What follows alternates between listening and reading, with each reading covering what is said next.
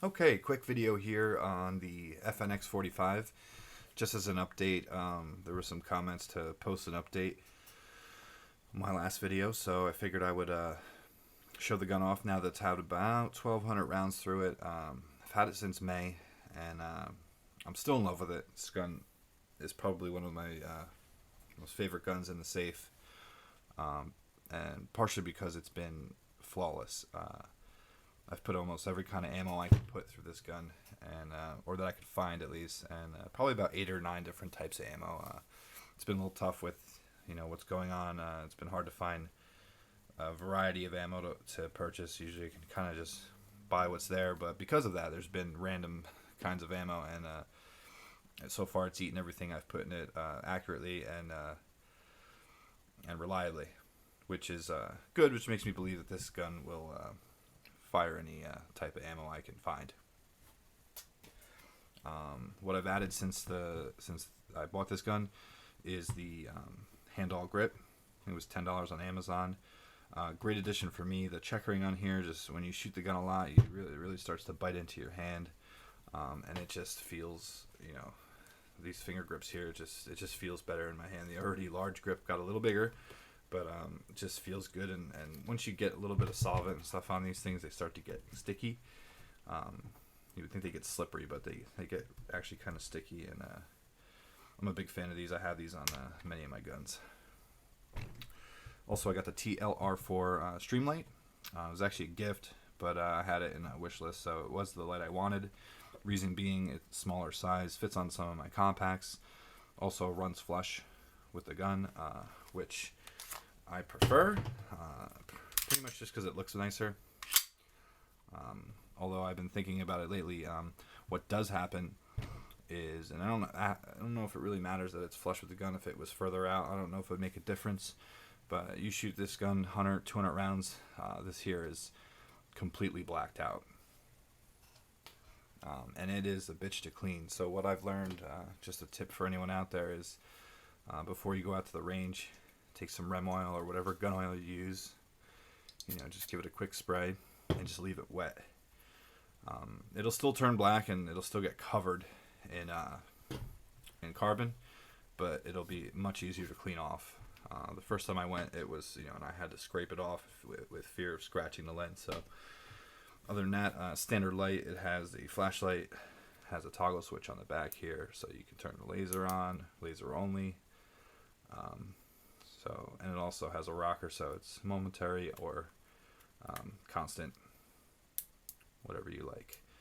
Battery life's been okay. I think I'm on my second battery on this. I barely use it, but if I had to use it, I know there's a fresh battery in there. I will say I was hoping it had a CR123 battery, because every flashlight I own has those batteries, but it's actually a CR2, which is just as easy to find as CR123s. It's just the fact that now I have another, as I have many calibers to keep in stock, and now I have different size batteries I have to keep in stock. So enough about the accessories. We'll go back onto the gun. We can see that we have a little bit of wear now on the barrel here. You start where it rubs under the hood here. That's expected. It actually came later than I thought it would.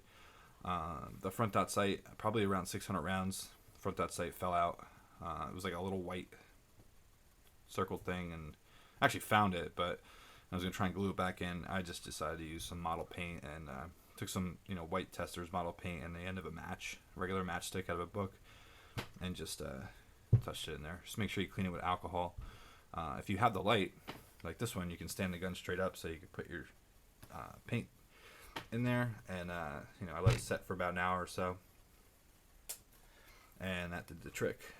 So let's just pull it down real quick, see if we can notice any kind of wear on the inside of the gun. These rails I keep polished, so it's really hard to see any type of wear on there. I do see a little bit here. Everything else looks good. The polymer's intact.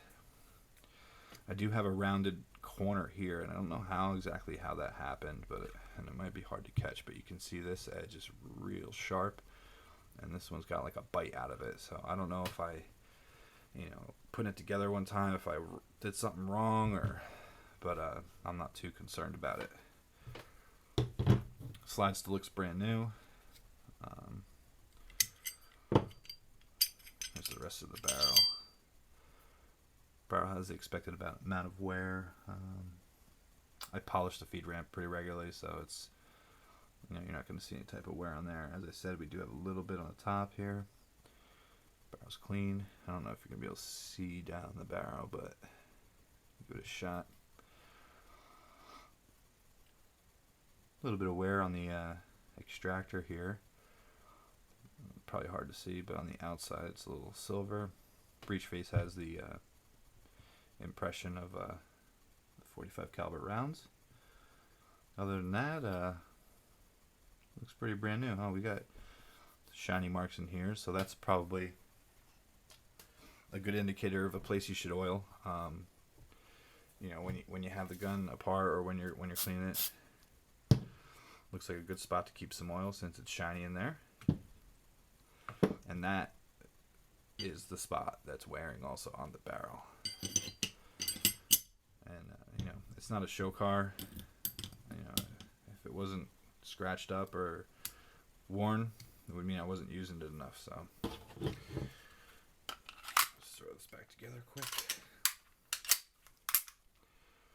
So there it is, the FNX 45, 1,000 rounds. Still completely satisfied with it. I haven't had any issues that I had to send the gun back or anything, so I can't really attest to the customer service of FNH, which, depending on who reports, it's either good or bad experience. So hopefully I don't have to deal with that.